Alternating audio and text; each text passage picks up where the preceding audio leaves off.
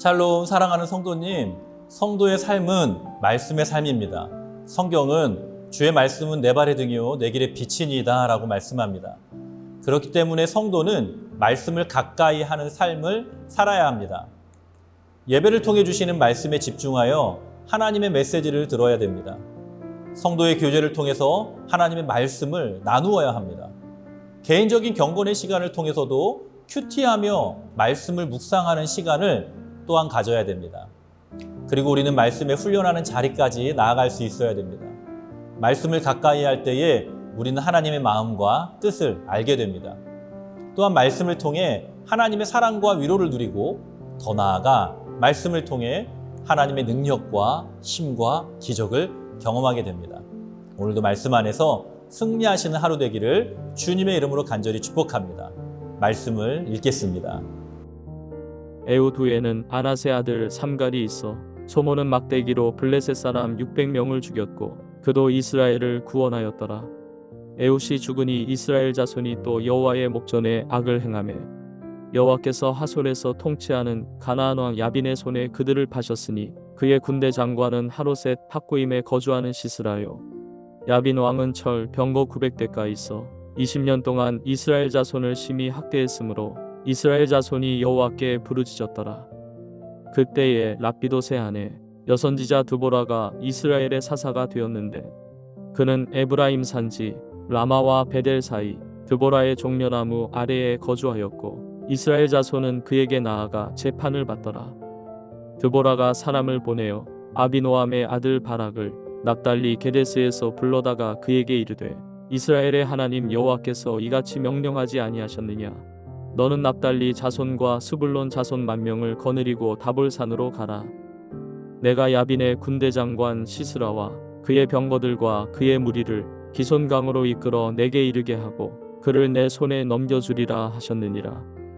바락이 그에게 이르되 만일 당신이 나와 함께 가면 내가 가려니와 만일 당신이 나와 함께 가지 아니하면 나도 가지 아니하겠노라 하니 이르되 내가 반드시 너와 함께 가리라. 그러나 내가 이번에 가는 길에서는 영광을 얻지 못하리니 이는 여호와께서 시스라를 여인의 손에 파실 것임이다 하고 드보라가 일어나 바락과 함께 게데스로 가니라. 바락이 스불론과 납달리를 게데스로 부르니 10,000명이 그를 따라 올라가고 드보라도 그와 함께 올라가니라. 오늘의 본문은 사사 에훗 이후에 이스라엘에 대하여 기록하고 있습니다. 3장 31절에서는 삼갈에 대하여 기록하고 있는데 삼갈은 소를 모는 막대기로 블레셋 사람 600명을 죽였고 이스라엘을 구원하였다고 말씀합니다. 그가 어떻게 임명되었는지에 대한 기록도 없고 사사라는 명칭도 없지만 에훗 이후에 이스라엘을 구원하였다는 것을 보아서는 삼갈도 사사의 직분을 감당했음을 알 수 있습니다. 그리고 4장 1절에서는 에훗이 죽은 이후에 이스라엘이 다시 악을 행하는 악순환의 역사를 이야기합니다. 에훗이 죽으니 이스라엘 자손이 또 여호와의 목전에 악을 행하매. 이번에는 하솔에서 통치하는 가나안 왕 야빈의 손에 그들을 파셨다고 표현합니다. 그리고 가나안의 군대 장관인 하로셋 핫고임에 거주하는 시스라라는 장군의 이름도 자세히 설명합니다.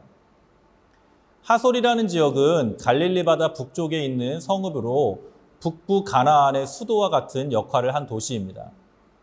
그런데 이 하솔이라는 지역은 여호수아 시대에 이미 정복한 도시였습니다. 그런데 오늘 사사 시대에 하솔 지역의 왕에게 이스라엘을 파셨다는 기록을 보아서는 지금의 시대에는 다시 가나안 사람들에게 넘어간 것으로 볼 수 있습니다. 오늘 본문에는 하나님께서 이스라엘 백성을 가나안 북방왕인 야빈에게 파신 것으로 그렇게 표현합니다. 파셨으니로 번역된 히브리어 마카르는 일반적으로 매매의 행위를 나타내는 단어입니다. 그렇지만 하나님께 범죄한 이스라엘 백성들을 징계하시는 표현으로도 사용하시는 단어입니다. 이것은 마치 일반 백성의 신분에서 신분을 박탈당하고 종의 신분이 되어 팔려간 것과 같은 비유적인 표현인 것입니다. 이렇듯 하나님께서는 에훗의 시대 이후에 범죄한 이스라엘에게 가나안 왕 하솔의 왕 야빈, 즉 이방 나라의 권세를 통해 이스라엘을 심판하신 것입니다. 그리고 3절의 말씀처럼 학대를 받고 고통을 받을 때에 이스라엘 백성들은 여호와께 부르짖었습니다. 이때 하나님은 여선지자 드보라를 이스라엘의 사사로 보내주신 것이죠. 사사기에서 드보라라는 인물이 갖는 두 가지 의미가 있습니다. 첫 번째는 여자 사사였다는 점입니다. 당시는 여성의 지위와 권위가 인정을 받지 못하는 시대였습니다. 그럼에도 불구하고 이스라엘의 사사가 되었다는 점이죠.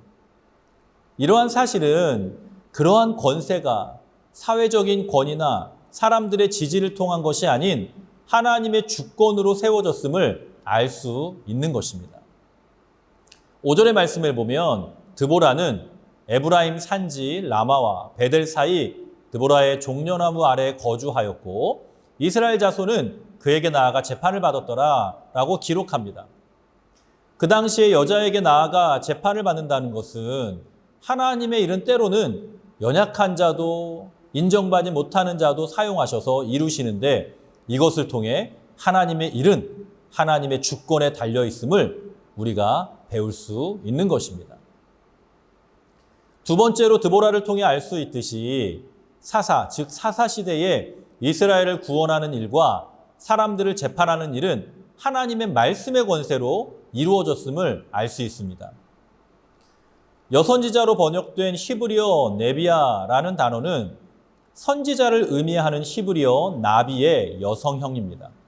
선지자를 의미하는 나비라는 히브리어 단어는 말씀을 받아서 대신 선언하다라는 의미를 가지고 있는 단어이죠.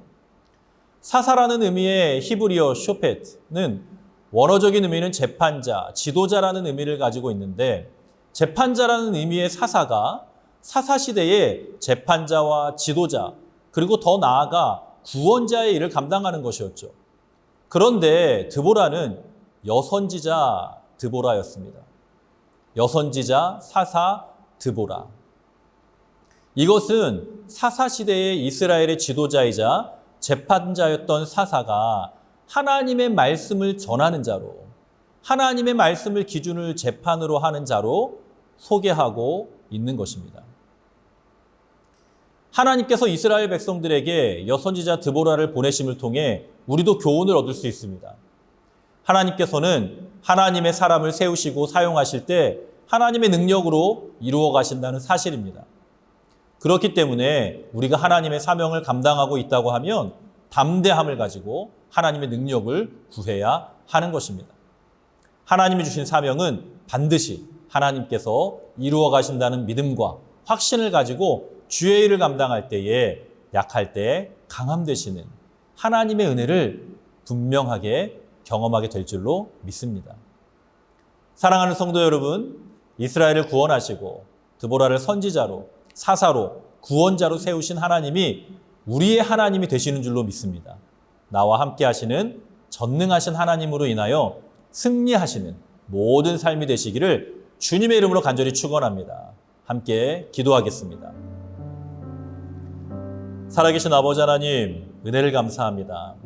오늘도 하나님의 말씀을 묵상하며 말씀을 통해 교훈을 얻으며 힘을 얻게 하시니 너무나도 감사를 드립니다. 하나님 아버지, 때로는 우리는 연약하고 부족하고 힘들어서 주의 사명을 감당하기가 너무나도 어렵고 힘들 때가 있습니다. 하지만 하나님, 우리의 연약함도 체휼하시고 우리의 연약함과 함께 하시며 약할 때 강함 되시는 하나님을 믿고 의지하며 나아갑니다. 우리의 삶에 하늘의 능력을 허락하여 주셔서 주어진 모든 삶에서 믿음으로 말미암아 승리하는 모든 성도님들이 되게 하여 주시옵소서. 예수님의 이름으로 간절히 축복하며 기도드리옵나이다. 아멘.